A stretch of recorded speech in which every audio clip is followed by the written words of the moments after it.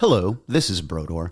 I just wanted to caution you that this episode is raw and uncut. For a variety of reasons, I might get into some subject matter and things that could be considered controversial, etc., etc. So you may want to tune out if you don't want to know what I really think about a variety of issues in the public forum right now. And I just want to vent and get some things off my chest. And I know a lot of people who listen to my show consistently are doing so because it's me, right? You guys tune in for me.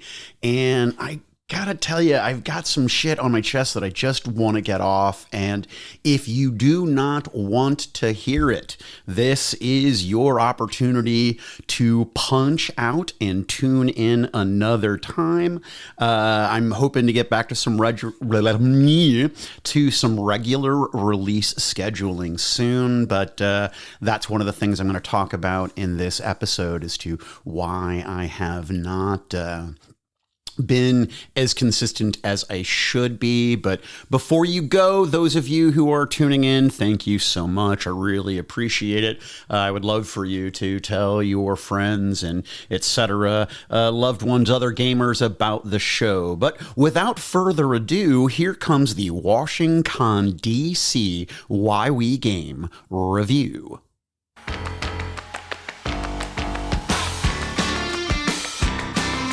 I'm Brodor, and this is Why We Game. This episode is the WashingCon review and a super duper bitch fest, where I'm going to talk about a bunch of things that have been chapping my ass as of late and relate them to my trip this weekend that I took to Washington, DC. I want to shout out to James, both the Jameses really, but the James of WashingCon that invited the podcast Fear the Boot to come out and do a presentation about gaming and podcasting. I had the opportunity to mark something off of my bucket list this weekend by being an honored guest as a show. And so we talked about why we game, we talked about Fear the Boot, we talked about gaming, we talked about all this stuff, and it was super sweet. And also thank you to Peter for coming all the way out there just to see us. It was awesome. But James and the other people with WashingCon really put together a neat show that I think has a tremendous amount of potential. Having worked on the board of Geekway to the West and been to a lot of cons myself, I can see that, it's like a baby. You could just see it becoming this, wonderful, wonderful thing in the future if it just sticks with it, right? Anyway, I would like to talk about the gaming that I did there first at WashingCon. They have a great little board game room, and I say little, that sounds disparaging. It's actually not small at all. It's a large room in the Walter E. Washington Convention Center there in downtown DC. And they had a lot of people in there, a lot of people spread out. I don't know the exact numbers of the con, but if I had to guess, there were somewhere near 1,000 people or more in that room playing board games. They had a library of just over 500 titles. A lot of really cool stuff was being played. They had a big they had a big area of vendors, right? That were kind of sprawled around the outside of the room. So if you were, playing, if you were playing in the main area, along the exterior between you and the walls were tables set up with different vendors. One in particular that was really, really good. They had this company called Labyrinth Games, which is a DC game store. They had a nice little area set up and were hustling games all weekend on Saturday and Sunday. But what was neat is that I went over to them because one of the Fear the Boot hosts, Julia Kramer, her daughter Eliza is getting into games and wanted to try something new, but she's only 5 years old. And so I recommended that Julia check out some hobby games games. And we went over to Labyrinth and asked some questions about kids' games. And I inquired about, do they have any HABA games here, which they did not. And son of a gun, the very next day, they've got a few HABA games on their shelves there at the convention to look through. It was really, really cool. I mean, that kind of awareness and customer service at a show, I absolutely love. I regret not being able to see their store, because if they were providing that level of service at the convention, I can't imagine how great their service is in the shop. I'll put a link in the show notes to their website, but the virtual tour, the little pictures of the shop, it is definitely a place that I will go in and check out if and when I have the opportunity to get back to DC. So the vendor experience, even for a small show that was maybe 1,000, 1,200 people, was really, really nice. It was quality. It wasn't like other shows I've been to that are larger and it's more of a gaming flea market and kind of gross. So definitely I was satisfied with the vendors at the show, certainly considering the level of attendance there in the convention center. But the games that I got to play, oh my goodness gracious. I got to play a really cool game called By the Vote. And they're trying to essentially pitch it as an educational tool, where it's a blind bidding card game where you are literally bidding on cards that have different electoral vote values corresponding to their state. There's red states, blue states, and swing states. Stacks keep getting piled up because if there's ever a push, meaning no one bids the maximum amount, there's a tie, everybody loses that money. You go through 9 rounds. At the beginning of round 7, and I think round 9, you get a little bit more money, and extra money for each of the states you've already taken because you're building momentum. And the idea of the game is to teach people, particularly kids, how the electoral college works. But me being the cynical SOB that I am, it really teaches you how politics work and how you purchase office. So that was fantastic. Really, it's the only board game I played at the show. Not that there weren't opportunities to play great games. I personally didn't have the opportunity because I needed to present on Saturday morning, and then Saturday evening I was supposed to run my Zombicide Chronicles, Scooby versus the Deadites game, which flopped. I didn't have anybody who signed up for the game actually show up, which blew, but it gave me the opportunity to go out and have a little extra fun on Saturday night. But also on Saturday, I got to play in Dan Repperger's from Fear the Boots homebrew Transformers game, which is fucking slick. And I'm not saying this just because Dan's my buddy and because he's the one who helped me discover my love of podcasting. I say this because that genius took the old index cards that come on the back of the packaging from the Transformers tools and used the statistics on those cards and built a role-playing game around it that is based on a simple D10 die roll and then the economy of your energon. So each of us, whatever we wanted to do, different actions cost a different level of energon, and of course attacks, do we hit, and static damage. It was very, very simple system. And honestly, I love Dan. I hate Transformers. Not hate. It's just not my thing. And I don't think it stands up. But when I see someone really participate or talk about something that they're passionate about, it's so infectious to me. Seeing Dan's love of Transformers, I just got into it. And I got to play a dude called Thrust. I mean, come on. But the story was great. The system was so much fun. I really actually want to play it again. I'd love to see it kind of get fleshed out.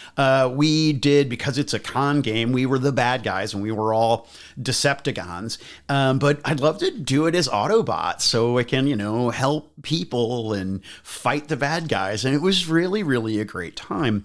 But I also, on Sunday, I got to play in Dan Repperger's Inspectors game. But I won't bore you guys with that right now. I've played Inspectors before. The game was wonderful. We had an absolute blast. The table was huge. We had, 7 people sitting there? Well, here, hold on a second. So we had 8 people at the table, and we had an absolute blast playing that game. But I think I'm going to save that content for my YouTube product review for this Thursday. So you can tune in then on YouTube on Thursday to see precisely what I have to say about the game and why I liked it and why I think you should check it out. But Dan ran 2 great games. I had a blast. I'm glad I had the opportunity to play in them. But unlike me, Dan's a game master who can really scale his table very, very well to the number of people playing. I find my game mastering style really has a body count sweet spot. But anyway, I also got to run my Zombicide Chronicles game, as I talked about a moment ago, and we had a really great blast because my Sunday morning game had a full table. Everybody showed up, and dude, everybody showed up. We had a great, great time. And the only reason I know that the players enjoyed it is because Dan and Julia were sitting at the neighboring table, and they didn't know that we were all together. And they said some cool stuff while I was, away taking breaks to get more water or go to the bathroom. And, you get that vibe too that you can tell people enjoyed themselves. And it was a good kick. And I know it's taken me 35 plus years of playing board games and, role-playing games primarily, that, it's really everyone having a good time is the point. Now I know I'm neurotic, but I'm finally starting to embrace that truth. But anyway, had a blast with the gaming. The venue itself actually had some solid amenities in terms of food that was nearby. The bathrooms were great. There was a lot of space. The chairs were comfortable. It was a nice venue. I definitely would go back to that show. I would just give myself some extra time to do some monument seeing and, or more importantly, going to some museums. But I was pretty satisfied with it. Plus, it didn't seem any more expensive than going to Indy or going to Columbus for Gen Con and Origins, respectively, right? Like the restaurants, the basic, the shack, or the Shake Shacks, etc., that we went to, what have you, or even the fancier restaurant that we went to, it just didn't seem any more expensive really there than those cities, or even sometimes here's St. Louis at home. So it was a pretty cost-effective trip for us. I mean, granted, we got our hotel rooms comped, but even then it wouldn't have been that expensive because I checked into the pricing, but also our plane tickets were wicked cheap. So want to go back next year and hopefully run some more games and hang out and see more of the city. The guys there were really cool. Plus, I made a new BFF. I was pretty stoked. So, Dusty, here's to you, and James, I can't wait to see you again too.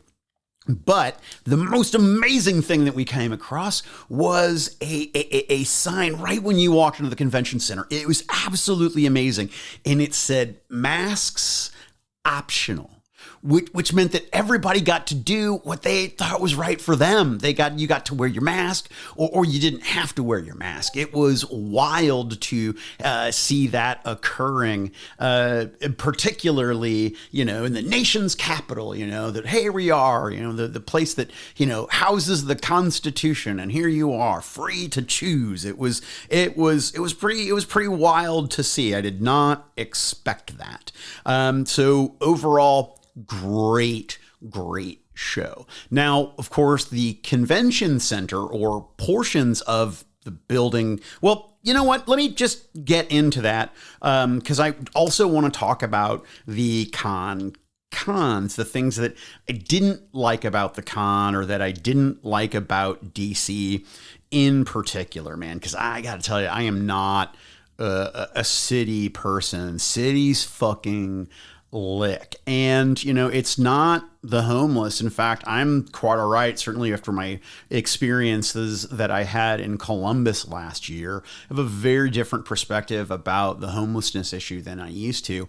And in DC, the homelessness was there were homeless and there were tent encampments, but the homeless were not aggressive. It wasn't like here in the Lou or other places where I've been where there's this brutally aggressive and very intimidating panhandling. That didn't happen. But also, I noticed one encampment that would vary between 7 and 9 tents, and the local municipality had set up a porta potty for them, right? There's a Johnny on the spot right there. And I just thought, oh, wow, it's an interesting experience to see something that with a little bit of effort from the government to give this people a little bit of, the necessity of having a place to relieve themselves that was relatively safe and clean.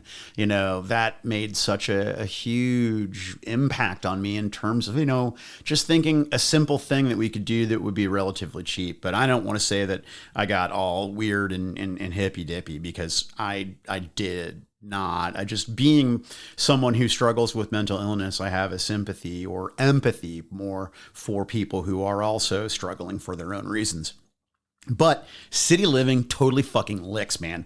There's no goddamn way. The traffic was unbelievable. The yelling, the horns, the noise, the congestion of flesh. I just don't want any part of that, right? Which was really crazy, because Dan was telling me, he's like, oh, if you think this is bad, don't go to New York. New York's a whole lot worse for all of these reasons in his experience. But during our layover on the way home, I had the opportunity to see New York from the airport when we landed there in LaGuardia for our layover. And just the scope of the city, the length of, from one end to the other, just my entire horizon, right? From, all the way to the extension of my periphery was city. And I was like, that's fucking gross, man. That's not for me. No offense to people who are in that and that's their lifestyle, but dude, that is not my thing. Maybe visit New York someday if I really have an important reason to go, but I'm not going to go there just for the sake of going and seeing the city. No, thank you. No offense to you, my buddy Capuano, who is, there as we speak, I think. Anyway, on to the next thing that I did not like. And this is, again, no criticism directly of the convention itself, nor is it a criticism of the people that organized and ran the convention. They were great. I really sincerely believe that they did the best that they could. But the hypocrisy about rules and about rules enforcement over the entire mask issue has really been chapping my ass quite of late. Not because I don't wear my mask. I do. Before you fucking start adding me, I've got my vaccination shots. I've got my booster. I wear my mask. I follow the rules. When I go into a store and they say, please wear your mask, I do. My preference, of course, just like anything, is optional. Have your abobo or don't. Own your gun or don't. Wear your mask or don't, right? That's where I'm out on stuff. But the thing I don't get is, literally, I can walk into the building and then there's an enormous LED sign that says mask optional. And then I walk 10 feet away from that sign and I now have to put my mask on because it's required. Like, I don't get it. Because I turned right and not left, somehow COVID was dangerous. But more so, it's not even the fact that I have to wear the mask. It's the fact that we know that most of us that are wearing masks are wearing masks that have single digit efficacy percentage-wise. Like, it's stupid. It's so dumb to be requiring me to wear this thing, to make us all wear this thing, unless you're going to all make us wear the good ones, right? So if I don't have to wear the good one, why do I have to wear it? But more importantly, if I don't have to wear it everywhere in the building, why do I have to wear it, here? So it just didn't make any sense to me. It drove me crazy. And I know people are going to be like, oh, you whatever about your politics. It's not about that. It's about just the consistency of things just don't making sense. And it just wearing on my psyche lately. And I just need to vent, right? I don't understand why. And I also don't understand why we make rules that aren't going to be enforced. Because I'm telling you, there were people that weren't wearing their masks while they gamed. They were there. And I never saw anybody say, excuse me, you need to wear your mask. I never overheard anyone complain about it. I never heard any comments or anything, positively or negatively about the situation from people I knew that were involved in the convention, right? It was as if we have to make a decision about the masks and the vaccination cards because we have to. And it is easier, better, and safer if we require the masks and we require the vax cards, right? Which we had to show our papers. And what was really wild about the security for that is that after I showed my vax card, I got a little black X on the back of my hand that by the next day had washed off and my vax card hadn't been checked again. It was as if the rules were recreated out of necessity, but there was never any intention to enforce them. And so what I don't understand is that how do you feel better that the people created rules that made you feel safe in going, but they didn't enforce the rules that were there to make you feel safe? And the mask you were wearing probably didn't really do anything anyway. And I don't know, man. I just don't fucking get it. And I'm not trying to get anybody in trouble. And if this gets me banned from WashingCon next year, dude, I totally get it. I hope it doesn't because I had a blast. But when I game mastered my game, I did not wear my mask. I stood up. I asked the table, hey, look, you are all vaccinated. We know. You are all masked. We know. Does anyone object to me standing up, taking a step back from the table and removing my mask so that I may project and run the game? And to a person, everyone was fine. Now, a couple people at the table had 95s on. A few of the people had masks that had, insignificant efficacy. And we had a blast. Everyone was comfortable, right? They got to choose, right? They felt safe, and they said, yes, we are going to give you the option to remove the thing. But I watched a lot of people, entire table unmasked, man, and nobody told them that they had to do anything about it. And that's because nobody's comfortable doing that.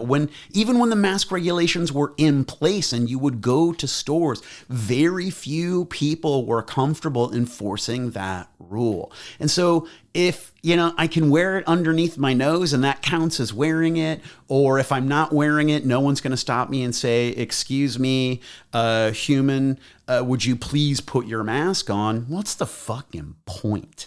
I just don't get it. Anyway. So great show. Just I saw some things that, really were problems with society and not problems with the convention. So they just kind of came up. So I shouldn't call them cons. That's not fair. My apologies to WashingCon for sounding negative, because I get it. It's not your fault. You guys are doing the best you can. And I had a great time.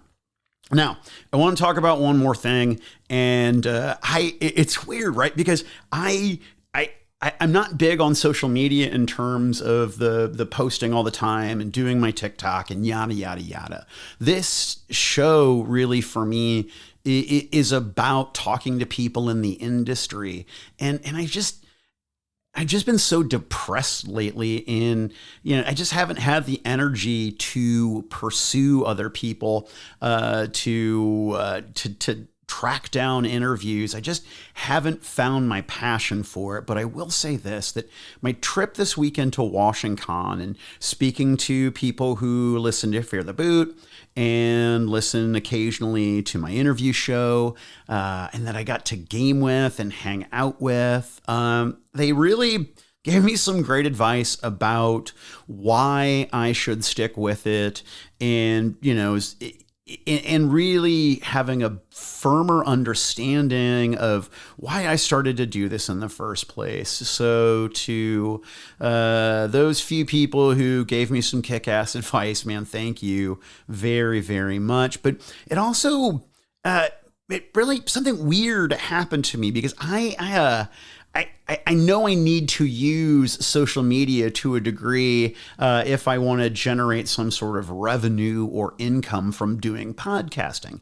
And pretty much come to the conclusion that that's not viable for me, and that I should probably abandon that. But I realized that even if I wanted to monetize social media right now, I couldn't. Facebook put some restrictions on my account, and so I can't sell advertising, or I can't do any advertising right now, and I can't do lives. So like, I could not go and promote an event saying, hey, I'm down here at so-and-so's, blah, blah, blah, right? So they've essentially taken my ability to use that forum to make money away from me. And I get it, dude. It's their right. It is a private company, and they have every right to do what it is that they want to do. And yes, of course, I signed the user agreement. I understand all of those things. I'm not a complete and utter moron.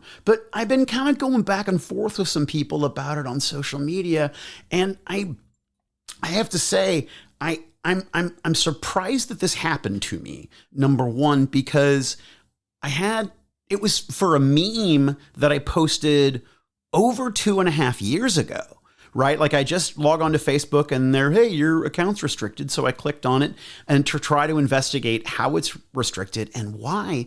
And I saw the meme, and first of all, the shit's fucking funny. I mean, it's just goddamn funny. Two, it's obviously satire, right? It's not real. It's a fucking joke, and a funny one at that. But I got flagged 2.5 years later. Well, how does that happen? What occurred to me, and maybe I'm wrong, and I talked to my friend Jess about this too, that the algorithm flagged it for some reason, and it could have come up across, somebody's history or my history or whatever, blah, blah, blah. I don't know. But what I do know is this. My Zombicide Chronicle video has done better on YouTube than any of my other videos have. And oddly enough, when you look at where I start seeing a spike in viewership on that, that's about the time they flag my account. It's as if the increase in traffic to my YouTube account triggered something in an algorithm that notified Facebook, and Facebook started going through my stuff. Now, I know that sounds super fucking paranoid, but how do you preemptively demonetize someone for a meme that was posted, 2.5 years ago? That's fucking terrifying to me. But the even more terrifying thing, right, is that people are trying to tell me that social media is not the public forum, right? Like, where else do I have where else do I have freedom of speech, right? Where else? There's no bully pulpit anymore. There's no soapbox, right? This is the public forum. And whatever. If you get offended by this, you do. But I am absolutely, I just find that if you think that social media is not the public forum, I'm I'm stunned, right, by the naivete. It's amazing to me. And yes, I'll repeat, Facebook has every right to do what it is that they do. But how can you say it's not the public forum? How can you say people's freedom of speech is not being restricted? Because where do they have the right to say what they want to say and be heard? I just don't know, man. I don't know. It was wild, but the number of people who I know who are progressive thinking that are very, very happy with the fact that Facebook is shutting down speech that they don't agree with, that don't see the fascism and just the immorality of the whole thing. It just fucking it scares me. And so I'm gonna make you guys this promise. I'll say what I think, and I promise you there's a political issue with which I disagree with you. I'm sure that there is, but if we can't all agree on a space to communicate, I don't know how anything is supposed to get better. Anyway, sorry for the political rant. You know what? Fuck you. I'm not sorry for the political rant. I got to stop doing that. It's because I'm a damaged person. That's what happens with people who are psychologically or physically abused as children, is that we end up growing up apologizing for every goddamn thing. And you know what? I'm not sorry, right? I'm not sorry for what I said. And you know what? I'm sometimes I'm wrong. And there are many, many things in this world that I do not know. But as I have gotten older, people's ability to speak openly about their thoughts has become more and more and more controversial. And that makes me lose sleep. So until next time. I'm Brodor, and this has been Why We Game. Audio editing, which didn't happen in this episode, was done by no one, and music by 99 Instrumentals. Hopefully I have some new shit for you next week, but if I don't, it'll be the week after that. You have my word. Or is that Grease? Or bird? Or turd? I don't know. Anyway, I'm going to do my best. Laters.